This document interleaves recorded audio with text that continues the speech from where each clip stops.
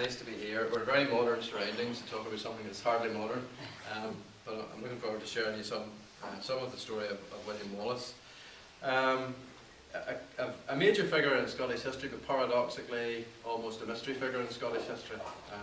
So we know a lot more about the legend, probably courtesy of Mel Gibson, than much else. But certainly one of Scotland's most famous poems mentions him by Scotland's most famous poet, of course. Scots were high with Wallace bled, Scots when Bruce has often led, welcome to your gory bed or to victory, which was supposedly Bruce's words before the Battle of Bannockburn, which brought, I suppose, to a culmination what Wallace had been very much involved in his lifetime, which was the victory at Bannockburn, which is a big anniversary year this year, of course, for that. And both Bruce and Wallace feature very strongly in the story of the Scottish Wars of Independence. There's certainly in the film there was the suggestion of intrigue in relation to Bruce and Wallace and so forth. If there had not been intrigue in that period, there would have been something very wrong. It was littered with intrigue. It would have been a very difficult period to know who was exactly on your side, I suspect, at a certain level. People were changing sides quite a lot, changing back again, so it's hard to know, as we'll see from some of the instances that occurred, who really was on whichever side. And history really hasn't made it too terribly clear in the context of some of the figures. But we'll explore that as we go through. Wallace himself is a much more shadowy figure than Bruce, probably for a variety of reasons. He was certainly among the first to contend for Scottish freedom. Scotland at that time, I think it's fairly safe to say, was occupied by the English. Edward had made a big play of a land grab, effectively, and Scots at different levels were unhappy about that. The nobles were the men who took a stand in relation to that largely. But Wallace was from minor gentry. He wasn't of the same calibre as Bruce or the other families, and that possibly is partly why there's a difference in how we remember Wallace and what history has made of Wallace. So he was a humbler person. But the author James Mackay says when Scotland's fortunes were at their lowest, when the Scots were oppressed and their nation virtually obliterated, Wallace emerged from obscurity like some bright meteor in the night sky. Perhaps a little dramatic, but you get the gist of it. There is, however, a lot of dispute about Wallace, about his background, about his birth. There's disagreement on when he was born. Picking a date between 1260 and 1278 usually gets it for most historians somewhere in between that period, but there's quite a period there, as you can see. And there's also a dispute as to where he was born in Scotland. Was he born in Renfrewshire, or was he born in Argyll, in Ayrshire? There appears to be more historical basis for a stronger family connection in Ayrshire, but there is a possibility certainly in relation to the Renfrewshire connection in relation to his birth. But when you look at a lot of the early activities, a lot of them take place around Kilmarnock, Irvine, those general areas, which would suggest he's gravitated more towards the coast, the west coast at that point. A lot of the stories surrounding Wallace come from a poem written by Blind Harry, a famous Scottish poet in the 15th century. But again, we have to be circumspect in relation to some of the things that appear in Blind Harry's poem. For example, he refers to the Great Battle of Biggar, which it turned out never took place. There never was a Battle of Biggar, but it appears in the poem, possibly because of other incidents when men come from Biggar to another battle. So there might have been a little mix up of things in that respect. Blind Harry also attributes the fact that by the time Wallace was betrayed, he was ultimately betrayed to the English, that he'd almost ridden Scotland of the English.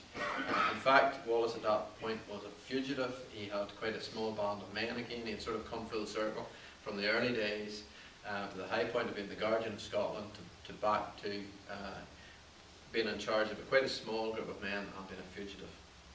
So a lot of popular myths were added to the story of Wallace as time went on, and Mel Gibson and the film Braveheart draws a lot, as I understand it, on Blind Harry's poem and his accounts of Wallace, because that's one of the strongest accounts there is. But it also runs the risk of creating a figure who may not be historically accurate, historically correct. So we're trying to explore something tonight of who was the real William Wallace, and what was the Scotland that he lived in actually like. The Wallaces, first of all, were introduced to Scotland by King David I, who was a reforming Scottish king. He was very impressed with the Normans on different aspects of the way they operated, including their military traditions, and he introduced the Normans into Scotland as part of reforms in Scottish society. Among the other reforms, he built great abbeys, and if you go down into the borders of Scotland, you see some of the great abbeys that David the First directed the building of down there.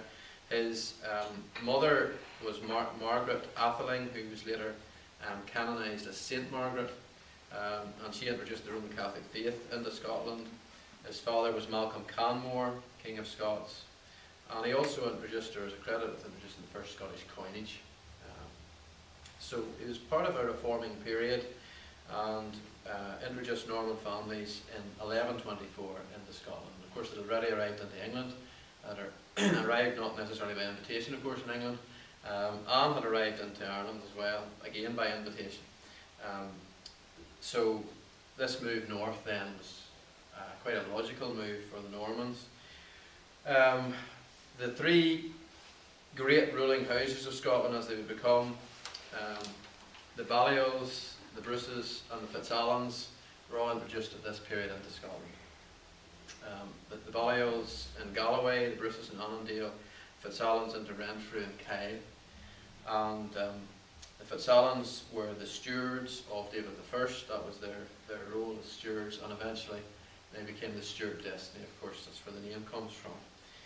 When the Fitzalans moved from Shropshire and the Welsh borders, or the marches, they brought with them a lot of their servants and families associated with them, and they included a family named the Wallace. The English Wallish term was used for it, for a Celt or a Welshman, and these Wallace, or Wallaces as they became, were granted land by the Stewarts to rule on their behalf, and they held estates in parts of Kyle district of Ayrshire, near Kilmarnock, including Riccarton, where one of the said birthplaces of Wallace himself, but certainly where his father was born, and also in Renfrewshire, where they had lands as well. I say there's a bit of a dispute in Scotland over where Wallace was actually born. David Ross, he produced a book in the latter part of the 1990s, and the Trail of Wallace cited a lot of the sites that are associated with him. And he suggested Renfrewshire had a better claim in his eyes, for example. It's a bit like, to move a lot forward in history, Andrew Jackson in the Carolinas. There's a bit of a dispute, was he born in North Carolina or South Carolina? Like Wallace, it's the highest form of flattery that different areas want to claim the birthplace, because it says something about the figure then. We do know that Wallace was the middle of three brothers, an elder brother Malcolm and a younger brother John. Both his other brothers were executed with the English, and there may also have been two sisters, but they've largely been lost to history. John Mackintosh, writing in 1900 in this wee book, Story of the Nations. So I love all these books with the old bindings on them and so on. But, he, in his account, says Wallace belonged to the lower class of the Scotch nobles, one of those who had never sworn allegiance to Edward I. In his early years, he was under the care of his uncle, an ecclesiastic in Stirlingshire, from which he received the rudiments of a classical training. He was gifted with rare mental faculties, tall in stature and a commanding presence. He was a military genius with the remarkable force of moral character. He soon kindled in the heart of the nation an unquenchable spirit of resistance to oppression. So a sort of figure you would not mistake in the street, very tall, well built, and had commanded a presence about himself by accounts. When he was growing up, Alexander III ruled Scotland, and his reign had been a reign of a fair amount of economic stability and a peaceful reign, but in March 1286, all that ended when Alexander ill-advisedly decided to return home to Kinghorn and Fife in the midst of a blizzard.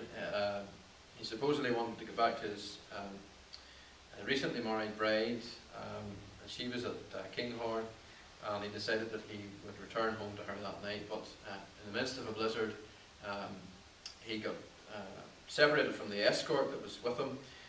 Nobody knows for sure what happened, but his body was found at the foot of a cliff the next morning, so it would appear that the horse and king plunged over the cliff, and that in turn plunged Scotland into a crisis. The heir was his granddaughter Margaret, who was known as the Maid of Norway and was 4 years old, and in Norway as well.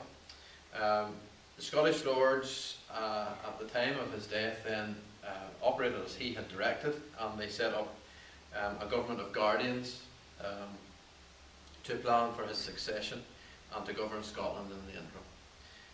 They sought an arranged marriage between the Maid of Norway and Edward I's son in England, but Margaret was on her way to Scotland when she fell ill and died in Orkney on the 26th of September 1290 at the age of 8 years.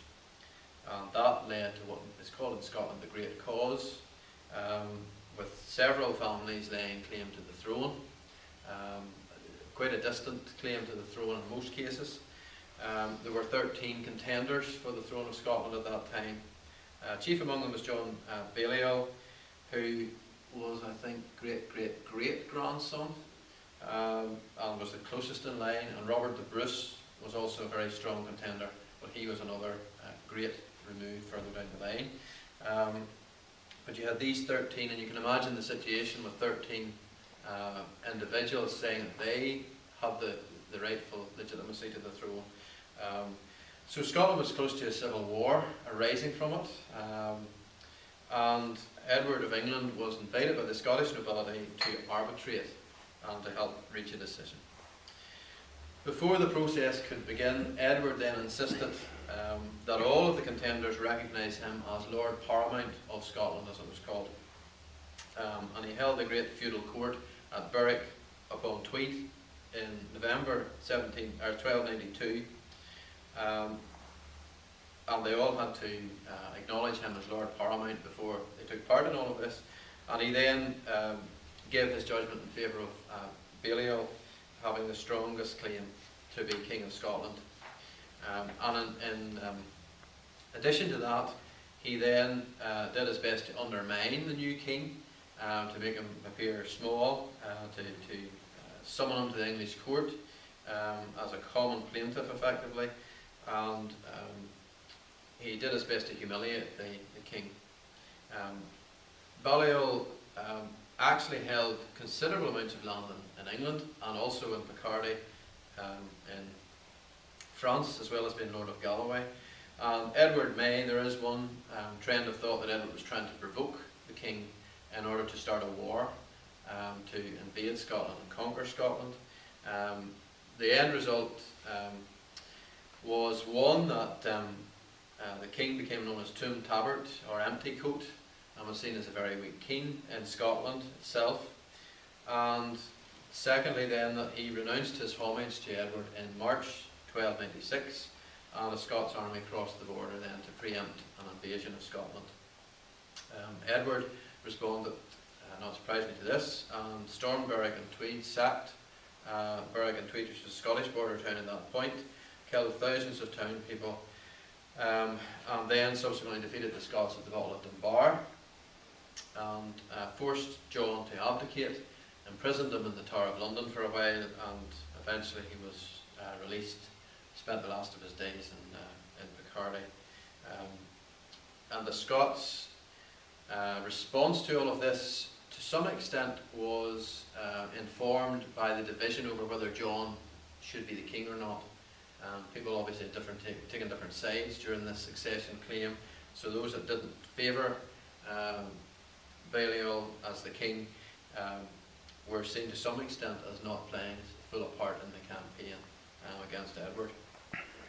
One of the things Edward did during this period was to remove some very symbolic aspects of Scottish heritage. He took away some of the relics belonging to St Margaret, including supposedly a piece of the cross, but more significantly he took away the Leafoil, or the Stone of Destiny, which was the stone over which the Scots monarchs had been crowned, or supposedly he took it away. There's still a big debate over whether he got the real stone or whether it was hidden and all the rest of it, but he took to Westminster Abbey at any rate a stone which was said to be the crowning stone of all Scots monarchs, which had been taken from County Antrim originally by the Scots first of all with King Fergus, and had been used at Donad and then Scone by the Scots monarchy. He also sent Scottish records and documents south, and they were never seen again. They were lost to history, unfortunately, a great disaster. And all Scottish landowners were required to pay an oath of fealty or loyalty to Edward as the Lord of Scotland. So that was the situation that arose, and that's the situation William Wallace would have been familiar with. There was high resentment against this at the time among both the commoners and the noble families. Tensions ran very high. Garrisons were sent to maintain the peace in Scotland. A lot of soldiers were sent then to maintain the king's rule north of the Tweed. And in that situation then, Wallace was growing up, and we have some accounts, early accounts of his activities and struggles against soldiers. There's one from Irvine where supposedly he was out with friends fishing, and some of the garrison came by and saw the fish and demanded all the fish, and he tried to negotiate that they would split the fish between them, and it ended up in a fracas. The English soldiers wanted to take all the fish. So a fight ensued, which ended, as it usually ended with Wallace, and they ended up killing quite a few people. He seemed to be quite a formidable fighter. 3 of the soldiers were killed and the other 2 fled, and there's quite a considerable legend surrounding this on the Irvine water.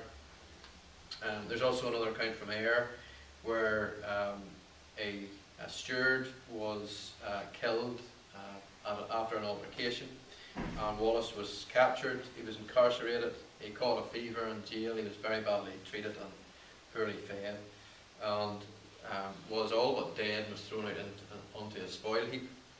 And an old woman who had been his nurse then asked for the body, to take the body away. But when they got the body, they realised he was still just about alive, and she supposedly nursed him back to life.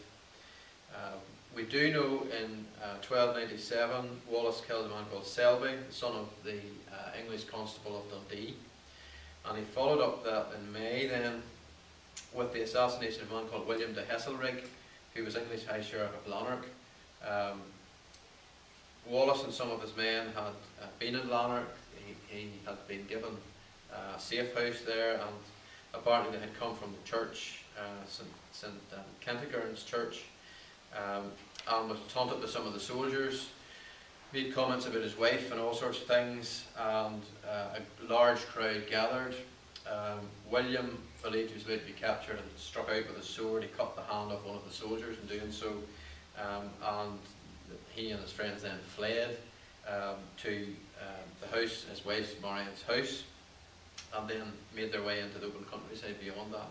But when the sheriff came, they came to the house. They believed he was there. They broke into the house, and because they were gone, they killed Marian, his wife, which I need to say that he was maddened beyond all control about that. They went back into Lanark that night, and they killed the sheriff and the sheriff's son, started a slaughter within Lanark. 200 people were said to have been killed. Only priests and women were spared among the English garrison in Lanark that night.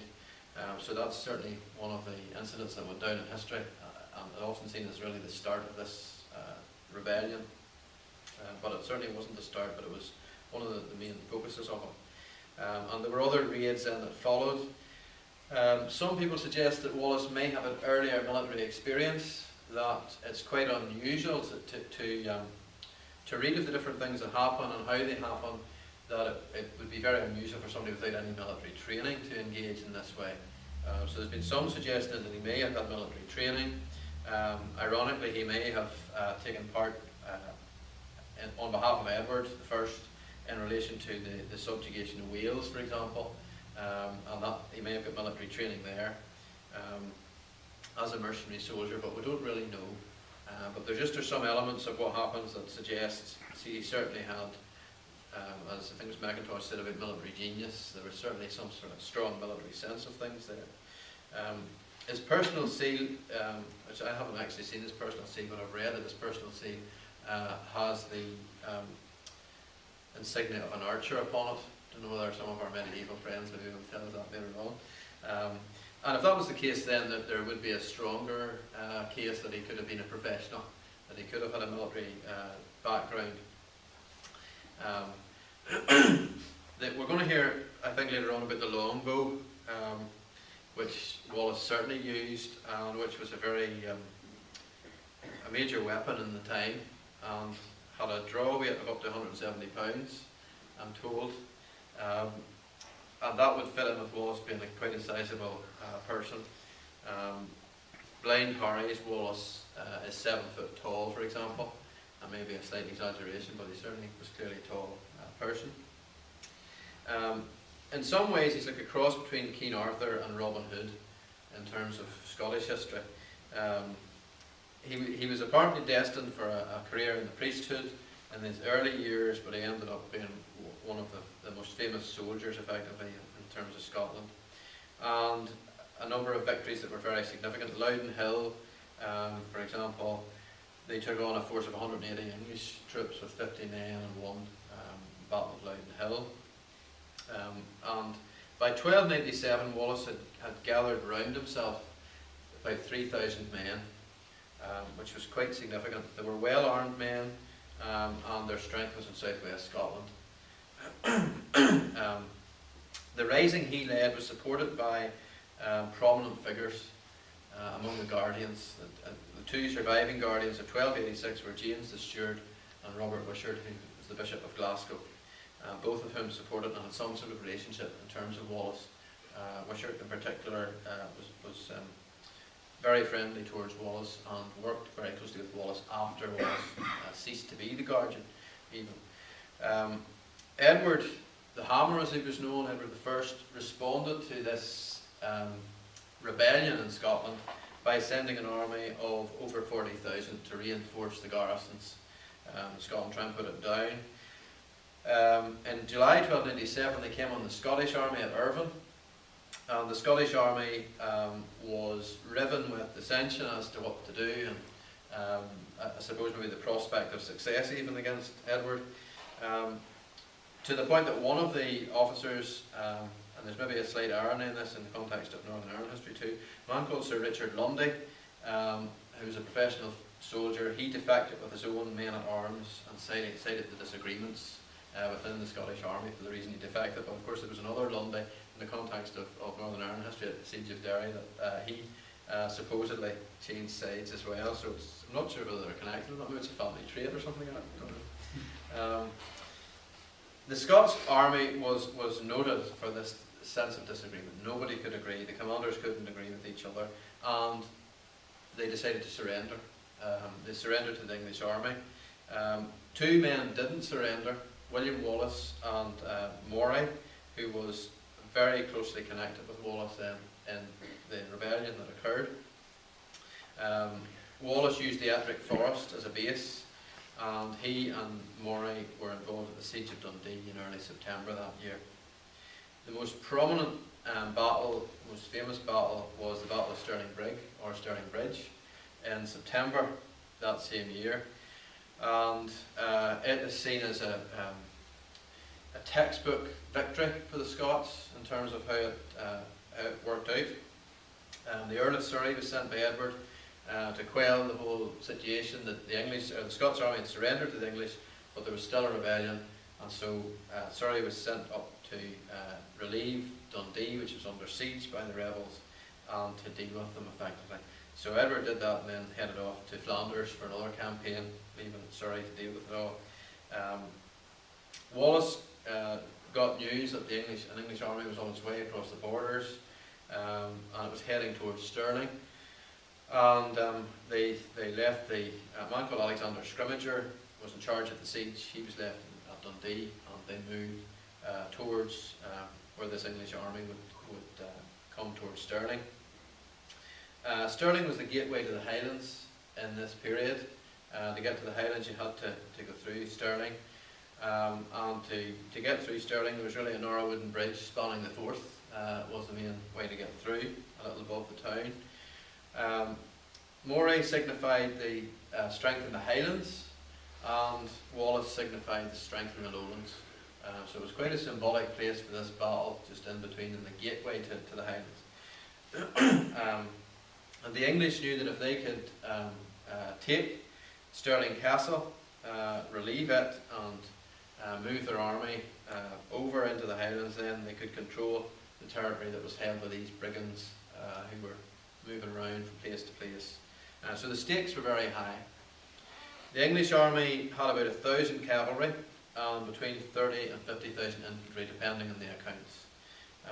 They were backed up by an additional 8,000 men, which had moved north from Carlisle.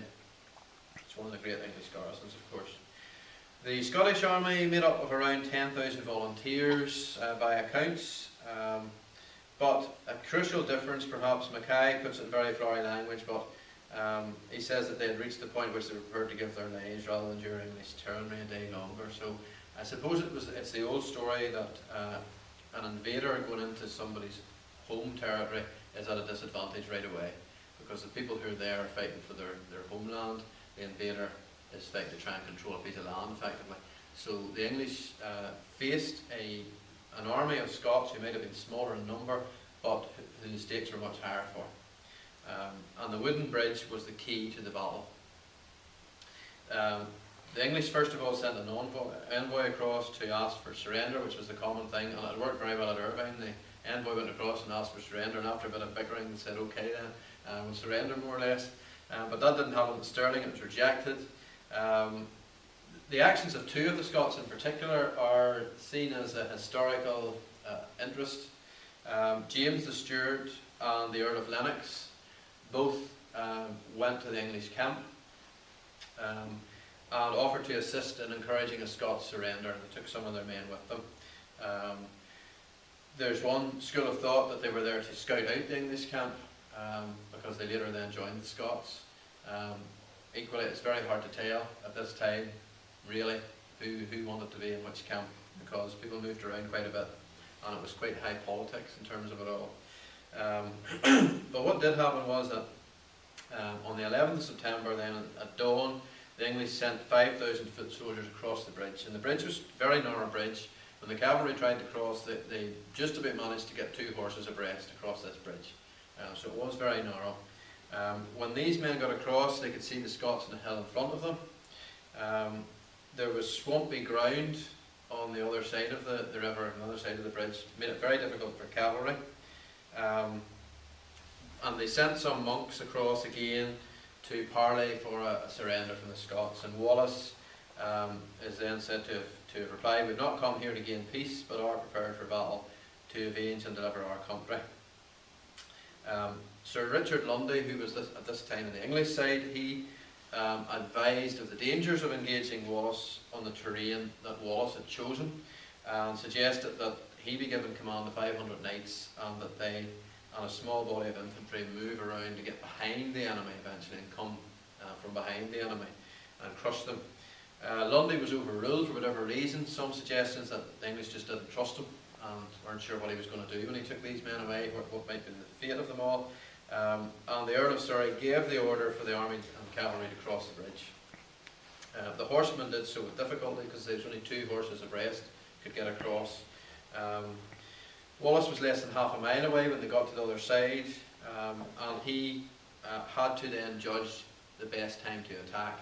And he wanted to attack when enough of the English army was on that side of the river that it would have a major impact if they were defeated. And he didn't want to wait until too large an army was on the other side in case he was defeated. So he had to judge that and balance that. He didn't want to leave enough of the army back safe on the other side of the river, because if they wiped out 1,000 men, it would have little impact. So that was his strategy, first of all, to watch for that. At about 11 o'clock he decided that enough of the enemy had crossed over, and he blew a horn then as a signal to attack, and the Scots were very quick into the attack. It's a very ferocious and speedy attack on the infantry that had arrived, and it took a lot of the English by surprise. There was quite a lot of them killed in this initial attack. Soldiers trying to get across the bridge were faced with others trying to get back in the face of the Scots coming at them with spears and so forth. And there was panic on the bridge. Some men fell off the bridge into the river, and it caused a bit of a stampede. The cavalry proved ineffective on the other side because of the marshy ground, and it was very deliberate. It picked that site.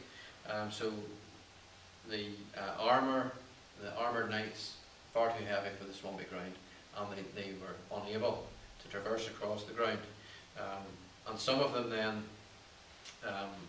tried to get back across the bridge.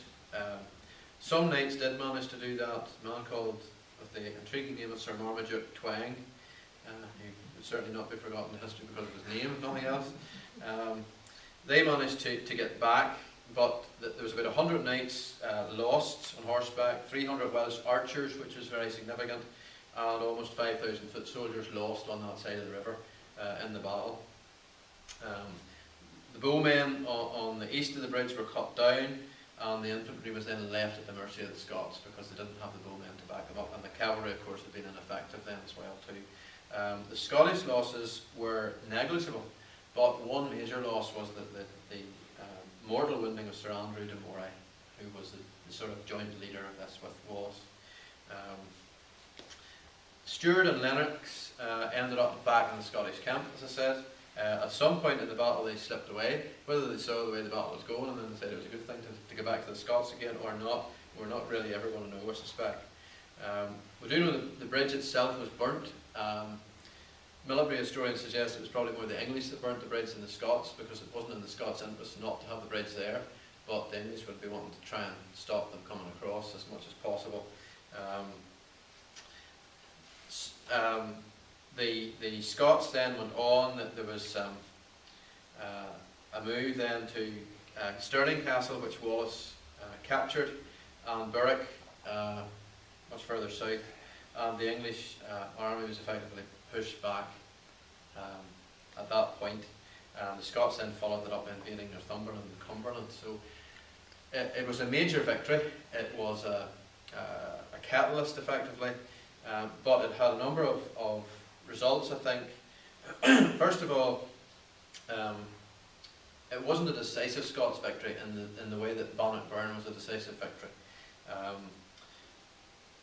But it did show that the English weren't invincible, that Irvine had been overcome. The situation in Irvine with the surrender of the army had been overcome, and the English weren't invincible. They could be defeated on the field of battle.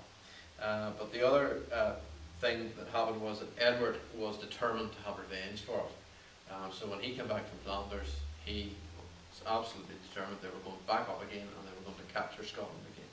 So it had that impact. Some historians say that it also dealt a blow to the concept of feudalism in Scotland.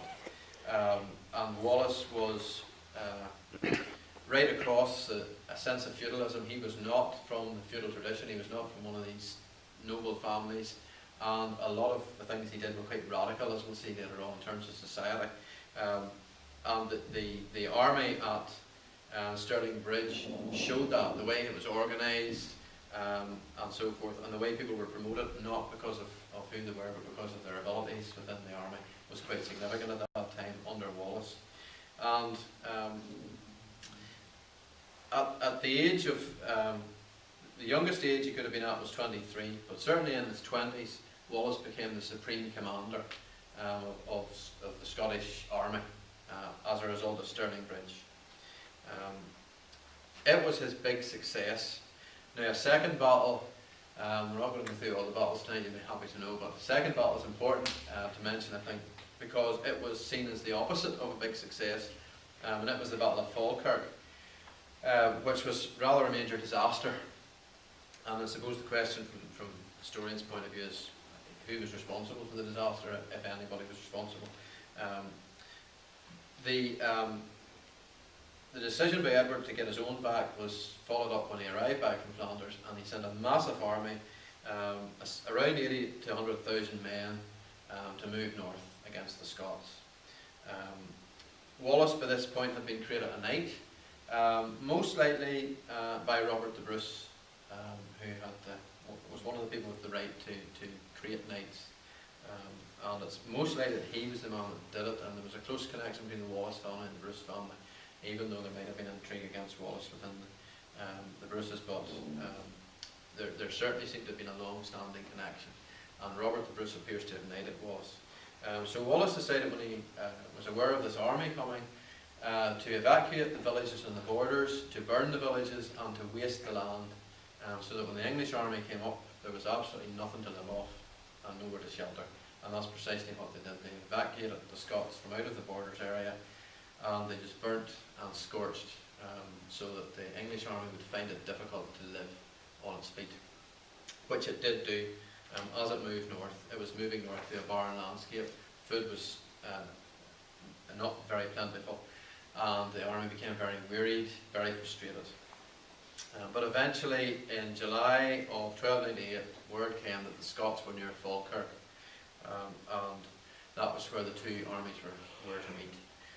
At the Battle of Falkirk, Wallace used similar tactics to Stirling Bridge.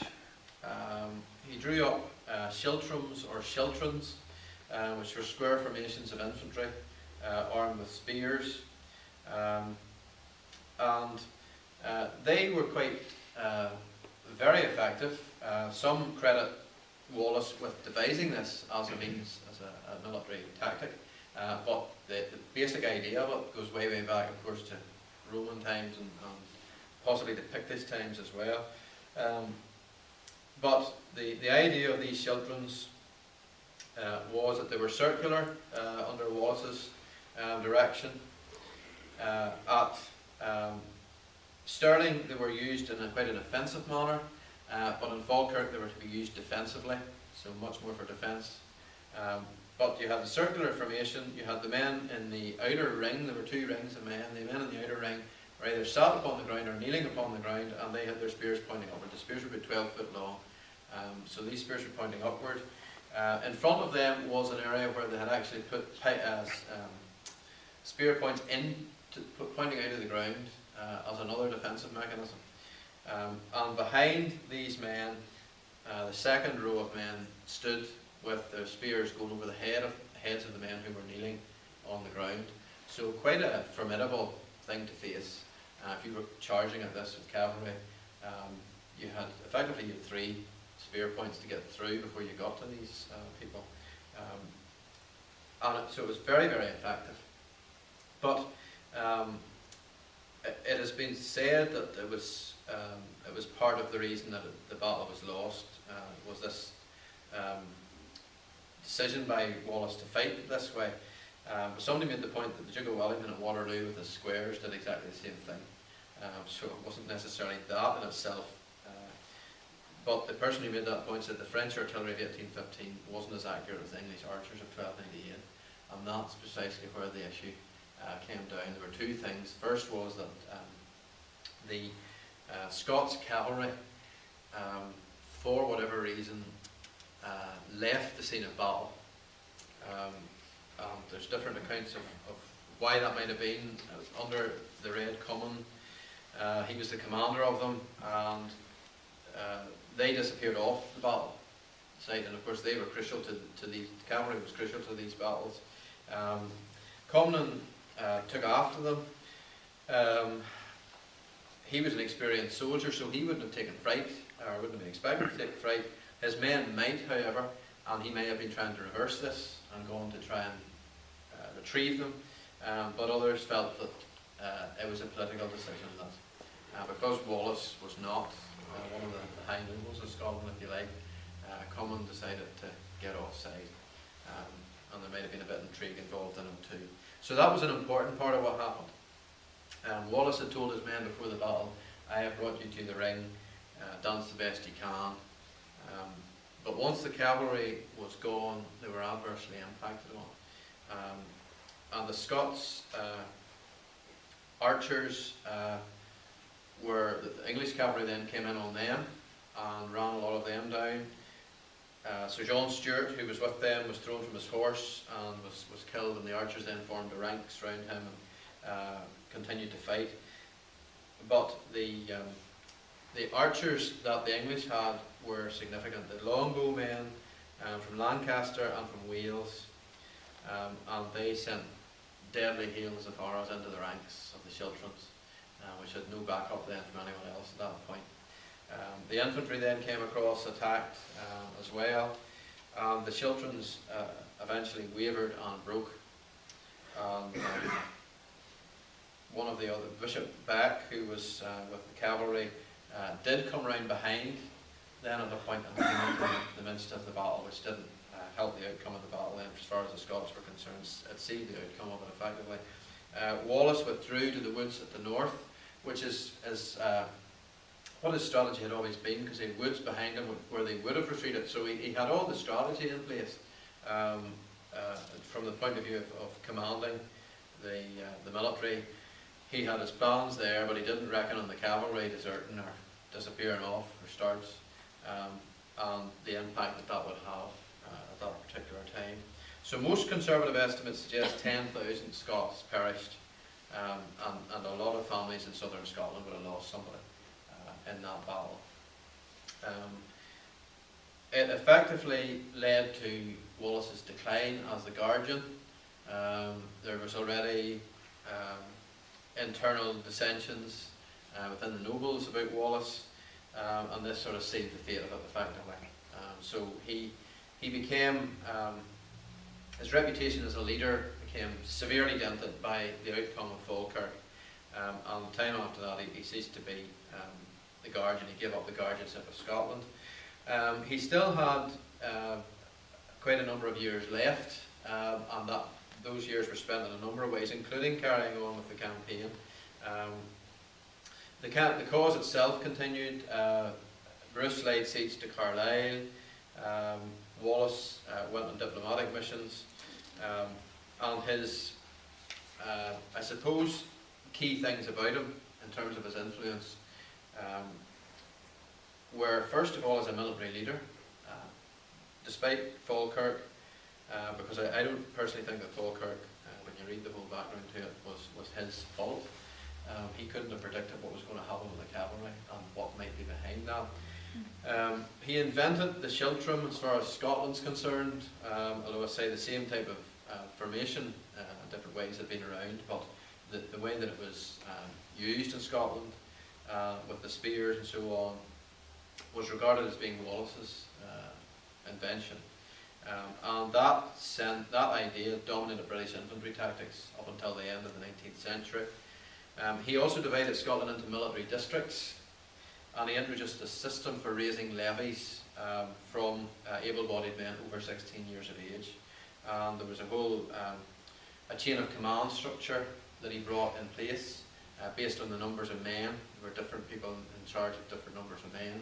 So it's a very detailed military structure and military districts being established. So quite a reforming and radical move.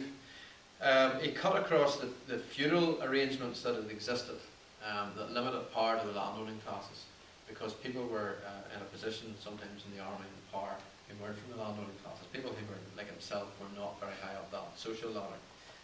And the army itself is said to have largely come from the grassroots, from the common people, and largely from the lowlands of Scotland.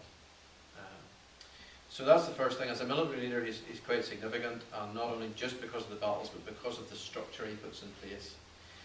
The second is as a social radical. Feudalism clearly didn't appeal to him. He appointed common men and minor gentry to positions of office like sheriffs and constables and administrators. And that was possibly one of the reasons why some of the big names, big families, didn't like Wallace, because he was very radical in that sense, and the outworkings of that in the medieval period would have been quite explosive almost. So he was a social radical in that sense. He also made a clean sweep of the Scottish Church. He removed English priests that Edward had placed, and he replaced them with Scots. So that was another impact that he had. And he was also a diplomat. As well as being a military leader, he engaged in diplomacy. When he was the guardian of Scotland, he was engaged with Philip of France, for example. And he was also then, after the guardianship, he was engaged with the papacy, trying to gain recognition for the Scottish claim of independence. And after the Battle of Stirling Bridge, he and Moray sent a message to Lubeck and Hamburg to inform the traders there that commerce with the Scottish ports could begin again, could be resumed. And he also had letters, when he was seized, he had letters on him from, not only from France, from Philip of France, but also from Norway. And of course Norway and Scotland were very close. We talked about the Maid of Norway earlier on. There were family connections with Norway. There were obviously Scandinavian connections going way back. But Norway and Scotland at this time were not a million miles apart. And there may have been a mission to Norway, we're not quite sure. He certainly had letters in relation to Norway, diplomatic letters. The Pope initially appeared to favour the Scots in their cause, but higher politics made it more palatable then to side with Edward. Although by the time of Bruce in 1320, the Declaration of Our Growth would appeal to the Pope to recognise Scotland's right as a nation. The Scots grew disillusioned as time went on after the period of Wallace being guardian, and they sought peace, and coming as we today began negotiations, and there was a peace in 1304 then between Edward and the Scots. The only person that effectively remained outside the peace was William Wallace, and the king seemed to be fixated on making an example of him. And he was eventually captured. He had a small band of men that were still active, but he was captured by a man called Sir John de Menteith, who had planted his nephew with the Wallace group, and the nephew was feeding back information. May have drugged Wallace, not quite sure, just before he was captured. He was taken to London. He was taken at night across the Tweed, lest the Scots attack the people who were taking him and free him. And a show trial took place in London then. He was charged with treason, although it's a moot point if you can be charged with treason if you never owe loyalty to the king in the first place. That such fine points of law did not appeal to Edward I, certainly. And he had a horrible and cruel death. I'm not going into all the cruel and horrible details of it. He was dragged by horses through the streets of London, pelted by a lot of the people who believed stories that he had carried out atrocities against monks and nuns and soldiers. And some of that, in terms of soldiers fighting soldiers, was true, but a lot of it was made up in terms of monks and nuns. He was hanged, but was taken down before he was fully hanged. And under the Norman law, he was to be hung, drawn, and quartered. So he was hanged, partly hanged. He was then taken down. He had his intestines cut out, his heart and his organs burned, and then his body was quartered and sent to 4 towns: Newcastle upon Tyne, Stirling, Berwick, and Perth. And his head was tarred and put on display at a spike in London Bridge. So there was a very strong message from Edward I that this was the end of anybody that dared to object to his rule effectively and to stand against him. Possibly more because of the position of Wallace, that others, like Bruce and all the others, were accepted into the king's peace, despite the fact they had been in rebellion against the king and would indeed, before too long, be in rebellion again. Others were executed not long after that. Sir Simon Fraser, John Wallace, his brother, and the Earl of Atholl were executed then by Edward as well. If Edward believed that this horrific end was going to conclude the whole thing, then he was very wrong. And effectively, what he did do was ensure that Scotland was given a martyr, and the memory of a martyr that would never die then, effectively. Dare one say some people may have forgotten Edward I by now, but they certainly haven't forgotten William Wallace. else in Scotland. So he was a major figure, and the story of what happened to him then was seen as just purely vindictive by the king against him. Blind Harry the poet encapsulated a lot of Wallace's life in verse, and he said, "Hail to thee, mighty Wallace, so grand is thy fame, the lapse of 6 centuries but brightens thy name. And when cycles and cycles of time may have fled, they had but heightened the glory in wreathing thy head. When legions of foemen like dire inundations strove to blot Scotland's name from the roll of the nations, then didst thou arise as the tower of our might to rally our sons and to lead them to right, and vow to the powers that are sacred on high for Scotland to conquer or for her to die." So he was immortalised in poems and songs, in statues in Scotland, perhaps because not so much is known about Wallace. It makes it easier for him to be a legend, because nothing loses in the telling. But he was certainly a most enigmatic figure, very interesting figure, and something of a catalyst for what was to follow, because it wasn't too long, some months after all of this, Robert Bruce, Earl of Carrick, was crowned King of Scots, and began his campaign. The Scottish cause was revived, and would of course be successful that time. And they would, at Bannockburn, they would win a great victory. The Declaration of Arbroath would seek to legitimise the right of Scotland as a nation, separate from England. And Wallace really had an important part to play in all of that, which he couldn't have foreseen. But a major figure, say enigmatic, a very interesting period, a very complicated period, because lots of people changed sides lots of times during this whole period. Self-preservation was the first rule, and afterwards then other things come into play. But I hope that's given you something of a flavour of Wallace and some of the things that we know about him. He was engaged in many, many more incidents than those 2 major battles. But we're maybe going to hear something of the weaponry now that was used, because it was crucial to those battles in terms of the longbows. I don't think were that long introduced into warfare. In fact, at the start they were viewed more as a very unchivalric thing to have, I think.